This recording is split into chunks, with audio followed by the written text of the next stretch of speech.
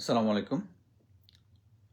আমি অ্যাকচুয়ালি আমার Facebook live activities কমিয়ে দিয়েছি। শেখ হাসিনার আমলে আমরা হার্ডলাইনার ছিলাম, বাট পলিটিক্যাল গভর্নমেন্ট আসার পর আমি গত নির্বাচনে আমি অবশ্যই জামাতে ইসলামকে সমর্থন দিয়েছিলাম। বাট বিএনপি এখন সরকার গঠন করছে, আমি চাই তারা কাজ করুক। বাট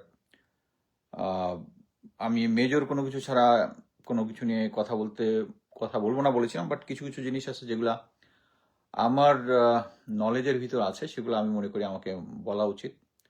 আমি চাই সরকার ঠিকমতো কাজ করুক, বাট তারপরে যে সমস্ত গ্রস লেভেলের যে সমস্ত অনিয়মগুলো আছে সেগুলো নিয়ে আমি কথা বলবো। এর আগেই আমি আগের আগে একটা বড় একটা মিলিটারি অফিসারদের একটা পোস্টিং অর্ডার হয়েছিল, যেখানে লেফটেন্যান্ট জেনারেল মুশফিক প্রমোশন পেয়ে, যেটা জেনারেল ওয়াকার আগে আটকে রেখেছিল, প্রিন্সিপাল স্টাফ অফিসার হয়েছে।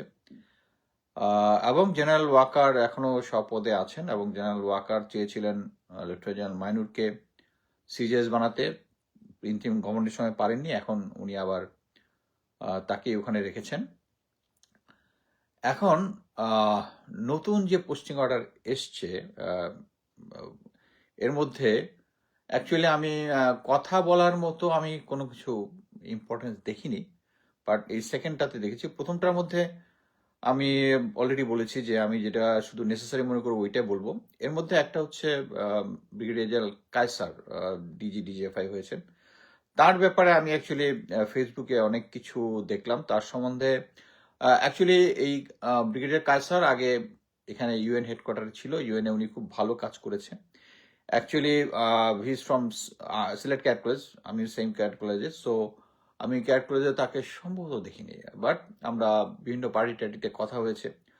নর্মালি আমি তাকে যেটা দেখেছি যে নর্মালি যারা মানে ওয়াকারপন্থী টাইপ, তারা 5ই আগস্টের পরে আগে থেকে তারা হোস্টাইল ছিল আমার প্রতি। পার্টি টার্টিতে হইলে শুধু যেটু ক্যাজুয়ালি সালাম দেওয়া, যদি জুনিয়র হয় ম্যাক্সিমামই জুনিয়র দেওয়া, এছাড়া আমার আশেপাশে ঘেসতো না। But Kaiser was different. Kaiser আমার সাথে এসছে, আমার সাথে কথা বলেছে, এবং অ্যাকচুয়ালি আমি যে সমস্ত কাজ করতেছি শেখ হাসিনার বিরুদ্ধে, অ্যাকচুয়ালি হি সাপোর্টেড মি। কথা বলছে, আমি জানি না মনে কি আছে, বাট তার দেখলাম যে তার এক ভাই আছে লন্ডনে, তারপরে সে জেনারেল আজিজের সময় তার এমএ ছিল, তারপরে শেখ হাসিনার সাথে তার ছবি। বাট আমি যেটা মনে করি সেটা হচ্ছে সেই আমলে অ্যাকচুয়ালি সবাই শেখ হাসিনার গুণগান গেয়েছে, কিন্তু যারা গুম খুন বা মানবাধিকার রিলেটেড সিরিয়াস ক্রাইমের সাথে জড়িত না, তাদের ব্যাপারে আমাদের অ্যাকচুয়ালি এতটা হোস্টাইল হওয়া উচিত না। দেখেন ভাই, আমি his from my correct college, এই জন্য আমি বলতেছি। আমি নিজে যেটা মনে করতেছি, আমার one of the close friend Ziaul Hasan, এটা নিয়ে প্রোপাগান্ডা হয়, বলছি তাকে আমি গত 7-8 বছর আগে থেকে তার নামে লিখতেছি, এখন সে জেলখানায় আছে। সো আমার কারো প্রতি কোনো দেশ, আমার কাছে দেশের ইন্টারেস্ট সবার আগে। সো আমি এখন যেটা মনে করি, Kaiser is a very competent officer. আমি তার প্রোফাইল দেখলাম, সে কোর্সের সেকেন্ড, বাট এখন বোধহয় ফার্স্ট, কারণ তার ফার্স্ট যে আছে সে বোধহয় কর্নেল অবস্থায় রিটায়ার চলে গেছে। সো তার ইয়াতে নেগেটিভ আমি কোনো কিছু দেখিনি, বাট যেটা হচ্ছে তাকে সে পজিটিভ না নেগেটিভ, এটা আমরা অ্যাকচুয়ালি দেখবো তার ফিউচার অ্যাকশনে সে যে সমস্ত কাজ করবে। বাট এর আগ পর্যন্ত আমি তাকে আওয়ামী লীগ ট্যাগ দিতে চাই না, কারণ আহ, শেখ হাসিনার সময় সে শেখ হাসিনার বিরুদ্ধে আমার সাথে কথা বলেছে। আমি আমাদের ক্যাট কলেজের একটা পিকনিকের মধ্যে সে এসে লং টাইম কনভারসেশন করেছে, যে নর্মাল লং টাইম কনভারসেশন সে করেছে। সো ওই রকম যদি সে হার্ডকোর যদি আওয়ামী লীগ হতো, এটা করার কথা না। তো আমি তাকে বেনিফিট অফ ডাউট দিতে চাই। আমি মনে করি যে তাকে লেস ওয়ার্ক, তাকে কাজ করুক, বাট তার যেটা হয় আর কি, আমি জানি না এখন পর্যন্ত সে ডিজিএফআই এর পূর্ণ কন্ট্রোল নিয়েছে কিনা, বাট এখনো আমার এগেনস্টে কিছু ওই যে কতগুলো অ্যাকাউন্ট আছে না, জিরো ফলোয়ার জিরো ফলোয়িং, মানে আজকে অ্যাকাউন্টটা ওপেন করছে করে আমার অ্যাকাউন্টে আসে 2-3টা আমার এগেনস্টে 2-একটা ফটো কার্ড ইয়ে করে দিয়ে চলে যায়। এইটা চালু আছে, এবং এটা আমাকে ডিজিটাল যতই বলুক, স্যার এটা আমরা করি না, your people are doing it, you don't have a control over it, simple. So আমরা ফিউচারে দেখব, এবং প্লাস হচ্ছে আমি ডিজিএফআই থেকে নিয়মিত মাসোহারা পাওয়া যারা আছে, জুলকারনাইন স্যার ইদানিং দেখতেছি মানে কিছু কিছু সহি পোস্ট করতেছে, তার একটা পোস্ট আমি শেয়ারও করছি, যেটা রাইট, শেয়ার করতে আমার কোনো সমস্যা নাই। বাট আমি মনে করি যে ডিজিএফআই কে ডিজিএফআই এবং দেশকে যারা রক্ষা করবে, তারা দেশপ্রেমিক যারা আছে তারাই তাদেরকে রক্ষা করবে, বিকজ তারা সবসময় রাইট কাজ করবে। আমি যেটা মনে করি যে তারা সবসময় রাইট কাজ করবে, এবং আমি তাদেরকে ডিফেন্ড করতে চাই যে ডিজিএফআই যে কাজটা করুক। কারণ সো জেনারেল জাহাঙ্গীরকে চেঞ্জ করে ওকে করছে, আমি মনে করি যে he is the right man. এবং একটাও বুঝতে হবে যে বাংলাদেশের যত যারা জিনিয়াস, তারা আবার নিজের লাভ ক্ষতিটা খুব ভালো বুঝে। লাইক আমি আগে বলছি জেনারেল ইকবাল করিম ভুইয়া, ভেরি জিনিয়াস। আমার দেখা বাংলাদেশ সেনাবাহিনীর মধ্যে যদি genius is concern, he is the best. But তাকে যদি ভারত কন্ট্রোল করে, এটা ভারতের জন্য ভালো, আমাদের জন্য ভালো না। সো আমি মনে করি যে আমি কায়সার রশিদের সাথে কোনো ভারতীয় কানেকশন, বা নর্মালি যেটা হয় একজনের সাথে একটা লং কনভারসেশন করলে তার মাইন্ডটা বোঝা যায়, আমার কাছে যেটা মনে হয়েছে হি is a good guy, let him work, তার পিছনে এত লাগার কোনো কিছু নাই। But let's talk about some other issue. সেটা হচ্ছে রিসেন্টলি আপনারা দেখেছেন যে একটা নতুন পোস্টিং অর্ডার বেরিয়ে হয়েছে। পোস্টিং অর্ডারটা হচ্ছে lieutenant general Shahin, commandant NDC, যাকে আমরা কয়েকদিন আগে শুনেছিলাম যে উনি বাড়ি চলে যাচ্ছেন, তাকে বাড়ি পাঠিয়ে দেওয়া হচ্ছে। যখন মেজর কি বলে, আমরা যখন দেখলাম যে স্যার কোত্থেকে আসলো, ইয়া থেকে জুবাইর সালিহিন স্যার যখন ইয়া থেকে আসলো, অ্যাম্বাসেডর থেকে ফেরত আসলো, তখনই আসছিল যে উনি আউট হয়ে যাচ্ছেন, কিন্তু উনি আবার কোথায়, কমান্ড্যান্ট এনডিসি। কমান্ড্যান্ট এনডিসি মানে হচ্ছে এটা একটা ট্রেনিং ইনস্টিটিউশন। সো এটার সাথে কিন্তু আর্মির অন্য অপারেশনাল কোনো সম্পর্ক নাই। কার আছে? চিফ অফ জেনারেল স্টাফের আছে, কোয়ার্টার মাস্টার জেনারেল আছে। তার যে আর্মির ইকুইপমেন্ট প্রকিউরমেন্ট যত কিছু আছে এগুলোর সাথে উনি জড়িত। আবার জেনারেল মাইনুর হচ্ছে জেনারেল ওয়াকারের চুজেন, সে হচ্ছে সিজিএস। সো আমি যেটা দেখতেছি সেটা হচ্ছে যারা জেনারেল ওয়াকারের কন্ট্রোলের এবং ট্রাস্টেড লোক, তারা ফেরত এসছে আবার।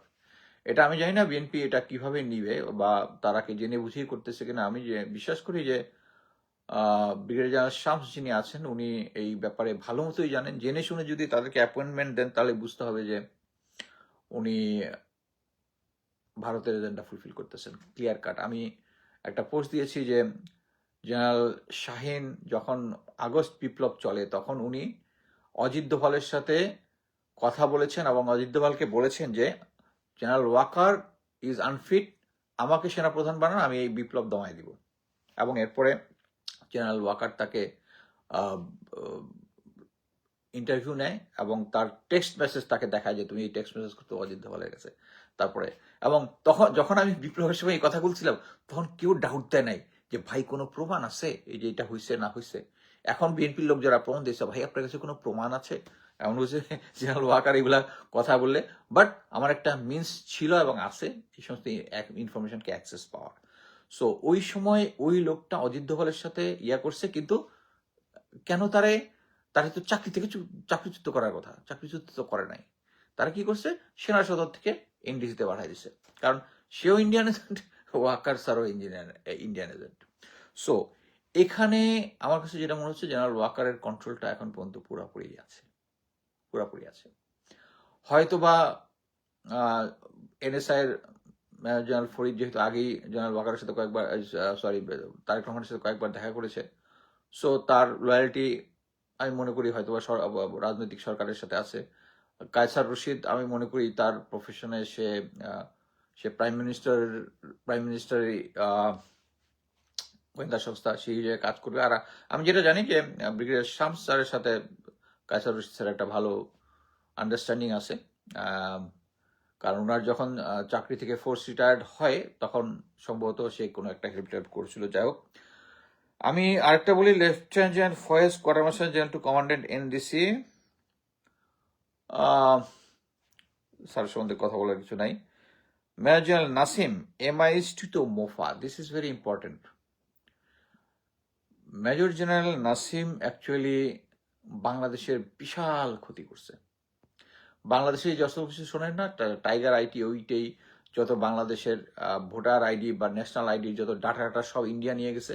This is the man, this is the man who supplied it and who arranged it.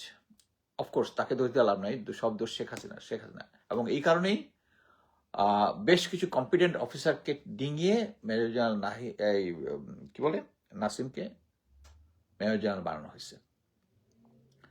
So তাকে মোফাতে দিয়েছে, মানে হচ্ছে তাকে ফোর্স রিটায়ার করলে সবচেয়ে বেটার হয়। Then major general Morshed 19 Division to AG.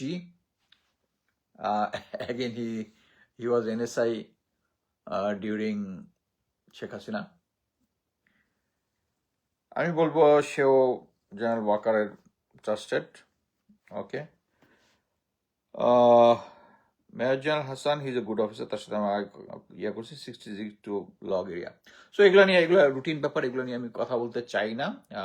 But যেটা আমি বললাম মেইন জিনিস হচ্ছে, আমি কমান্ডেন্ট ডিজিএফআই কে আমি মনে করি যে we should give chance to talk. আর বাকি যেটা বলবো যে বর্তমানে যেটা হচ্ছে, আরেকটা জিনিস আমি একটা জিনিস বলি যে প্রথমে আমরা দেখলাম যে একটা কিছু অখ্যাত জায়গা থেকে বলা হচ্ছে যে কয়েকদিন আগের ঘটনা, যে এই সরকার মানে তারেক রহমান মাননীয় প্রধানমন্ত্রী প্রথমেই অফিস করেছেন, ওই দিনই বিডিআর এর নাম পরিবর্তন করবেন এবং একটা নতুন বিচার বিভাগীয় তদন্ত করবেন। এটা নিয়ে অখ্যাত কিছু করতে, কিন্তু মেইন স্ট্রিম মিডিয়া কভার করে নাই। এটা নিয়ে আমি একটা ছোট্ট পোস্ট দিয়েছিলাম। 2 দিন ধরে আমি যেটা হয় যে এই ধরনের জিনিস হইলে আমি যদি ভুল তথ্য দেই, সাথে সাথে আমাদের অ্যাটাক হয়। অ্যাটাকের পরিমাণ দেখি সাফিসিয়েন্ট না, আমার কাছে মনে হচ্ছে দিস ইজ এ ট্রু। দেন আমি একটা সিরিয়াস অ্যানালিটিক্যাল পোস্ট দিলাম এটা নিয়ে। এটা দেওয়ার পরে 2 দিন পরে সম্ভবত আমাদের শিলং সালাউদ্দিন সে বলল যে আমরা একটা নতুন তদন্ত কমিটি করব। এর একদিন পরে 25 তারিখে আবার বললো তারা করবে না। তার মানে হচ্ছে আমি এর মধ্যে একটা অ্যাসেসমেন্ট দিয়েছিলাম যে তারা অ্যাকচুয়ালি মার্কেটের মধ্যে যেটা এটা আওয়ামী লীগ আমলের শুধু বলবো না, এটা প্রতি আমলেই সরকার যেটা করে, একটা মার্কেটে ছাড়ে জিনিসটা, সেটা পাবলিক রিয়াকশন দেখে। পাবলিক রিয়াকশন যদি দেখে এটা হোস্টাইল, তারপর এটাকে ব্যাক অফ করে। সো শিলং সালাউদ্দিন মিয়া এই এখন বলেছে যে পুরাতন, সে নাকি আগের ইনভেস্টিগেশন রিপোর্টটা দেখে নাই। তার তো দেখার দরকার নাই, তার তো অনেক উপদেষ্টা থাকার কথা, তার এ ব্যাপারে সে ইচ্ছা করলেই যে কাউকে জিজ্ঞেস করে দিতে পারে। যাই হোক, আমি ধরে নিচ্ছি যে সে তার কথাই ঠিক এবং সে এটা দেখে তাকে এটা নিয়ে বিচার হবে। বাট আমরা দেখি কি শুরু হয়। বাট আমার কাছে যেটা ধারণা যে এই ইনভেস্টিগেশন রিপোর্ট যেটা অলরেডি মার্কেটে চলে আসছে, যেটা ফেসবুকে ঘুরতেছে, যেটা আমিও শেয়ার করেছি এবং এটা আমি কনফার্ম করেছি এটাই সেই অ্যাকচুয়াল অরিজিনাল রিপোর্ট। এর সাথে কিছু অ্যানেক্সট্রা যেগুলো এগুলো সম্বন্ধে দেয় নাই, বাট মূল রিপোর্ট এটার মধ্যেই ভারতের ইনভলভমেন্টের কথা বলা আছে। সেনাবাহিনীর যারা আর্মির সাথে গাদ্দারি করেছে তাদের নাম বলা আছে। এবং আমি মনে করি যে বিএনপি সরকার এই একটা জিনিস মনে করেন, আমার নিজের আমি এক্স মিলিটারি অফিসার হিসেবে আমি মনে করি যে 57 অফিসারের বিচারটা যদি ঠিক মতো করে, আমি বিএনপির গুণগান গাওয়া শুরু করব যদি বিচারটা ঠিক মতো করে। হ্যাঁ, আমার ওইটা নিয়ে কোনো কনসার্ন নেই। আমি জানি যে বর্তমানে যে বাংলাদেশ ব্যাংকের যে একজন নতুন দিয়েছে, ইটস ওর্স অফ দ্য ওর্স করুক। একজন ঋণ খেলাপি, একজন ব্যবসায়ী যার কোনো ব্যাংকিং অভিজ্ঞতা নাই, তাকে দিছে ওর্স ডিসিশন। ওকে, আমি ওকে উইথ ইট। বাট এই পিলখানা হত্যাকাণ্ডের বিচার আপনাদেরকে করতে হবে, না হলে লেগে থাকবো আমি। আমার কথা কি হবে না হবে ডাজন্ট ম্যাটার, বাট আমি এটার পিছনে লেগে থাকবো। আরেকটা হচ্ছে একটা কি কথা বলতে চাইছিলাম, আচ্ছা সেম আমি মনে করি যে হত্যাকাণ্ড যেটা হচ্ছে, ওই শাপলা চত্বরের হত্যাকাণ্ড, এটাকে আমল নিতে হবে। এটার কারণটা হচ্ছে এগুলোর সাথে আমাদের একটা বড় মিলিটারির লোকজন জড়িত। আমি চাই বাংলাদেশ সেনাবাহিনী এই কলঙ্ক মুক্ত হোক। বাংলাদেশ সেনাবাহিনীতে যারা গুম, খুন এবং হত্যাকাণ্ডের সাথে জড়িত, এদের কলঙ্ক মুক্ত হোক মানে হচ্ছে আপনারা ফিউচারে যে সরকারি আসুক, তারা যদি এই ধরনের কোনো কাজে কাউকে বলে, তারা যেন এই সামনের উদাহরণটা দেখে যে কতজন ফাঁসিতে ঝুলছে। এবং আমরা ওইটাও কনসার্ন যে বর্তমানে যে চিফ প্রসিকিউটর তাজুল, তাকে চেঞ্জ করাটা একদম উচিত হয় নাই। কারণ এখানে যে কি পরিমাণ প্রেশার আছে, আমি যেহেতু এটা ক্লোজলি ফলো করতাম, এটার মধ্যে রাজনৈতিক, প্রশাসনিক, বৈদেশিক কত ধরনের প্রেশার যে আছে, এই প্রেশারগুলো সব কিছু ম্যানেজ করেছে তাজুল। তাজুল ভাইয়ের সাথে আমার একবার কথা হয়েছে, মানে এক্সট্রা অর্ডিনারি দৃঢ় প্রতিজ্ঞ লোক। তার মতো একটা লোককে, আমার কথা হচ্ছে যে উনি যদিও বলেছে যে একটা সরকার আসলে তার নিজস্ব লোক দিবে, এটাই স্বাভাবিক, কিন্তু কথা হচ্ছে একজন অনেস্ট লোক যে সিনসিয়ারলি কাজ করতেছে, তার কাজটা তো আপনাদের রিকগনাইজ করা উচিত ছিল বলে আমি মনে করি। তারপরেও যত অনিয়মই হোক, পিলখানা হত্যাকাণ্ডের বিচারটা আমি চাই যদি এটা হয়। এবং আমি মনে করি আপনাদের শুরু করতে হবে প্রথমে হচ্ছে যে সমস্ত অফিসার যারা আছে, যে সমস্ত অফিসার এটার সাথে জড়িত, তাদেরকে আগে অ্যারেস্ট করুন। এবং মনে করেন যে ওইটা হইলে হবে না যে জেনারেল ওয়াকার এসে বলবে যে কি সে আমার লোক, অতএব সে ইয়ার কি ক্যান্টনমেন্টের ভিতরে একটা সাব জেলে থাকবে। এটা হইতে পারবে না। এই যে দেখেন, আমার কি বলে, আমার রিটায়ারমেন্ট বেনিফিট আটকায় দিচ্ছে জেনারেল ওয়াকার। আমি কাউকে রিকোয়েস্ট করিনি যে আমার এটা ঠিক করেন, দরকার নাই। আল্লাহ যদি হাজির নাজির থাকে, আল্লাহ যদি আমার উপরে কারো অন্যায় করে, জেনারেল ওয়াকার আজীবন 5 ওয়াক্ত নামাজ পড়ছে না, ওই দিন তার সমস্ত জিনিস বলবো যে নামাজ যেগুলো পড়ছে, তারপরে he will be sent to hell anyway. Allah শ্রেষ্ঠ বিচারক। আচ্ছা, আমার এটা নিয়ে, বাট কথা হচ্ছে দেখেন, যারা যে 5টা জেনারেল ইন্ডিয়াতে পালায় গেল, তাদের তারা তো মানে আমি বাংলা আর্মির ভাবমূর্তি ক্ষুণ্ণ করতেছি, ওই শালা দেশের সাথে গাদ্দারি করে পালায় গেছে। এরা আর্মির ভাবমূর্তিকে আমার থেকে কম ক্ষুণ্ণ করেছে, তাই তো? যে তাদের রিটায়ারমেন্ট বেনিফিটটা আপনি বন্ধ করেন নাই। সো আপনি যদি জেনারেল ওয়াকারের উপরে বিশ্বাস করেন, তাহলে তার মানে হচ্ছে আপনারা ইনডাইরেক্টলি ভারতের আজ্ঞাবহ হয়ে কাজ করতেছেন, এর কোনো অল্টারনেটিভ নাই। সো আমি এটাই বলবো যে নতুন একটা ইনভেস্টিগেশন করা হয় না পিলখানা নিয়ে, গুড, কিন্তু গুড এর তখনই হবে যদি আপনি সঠিক বিচারটা করেন, এবং আমরা বিচারের অপেক্ষা আছি। ধন্যবাদ।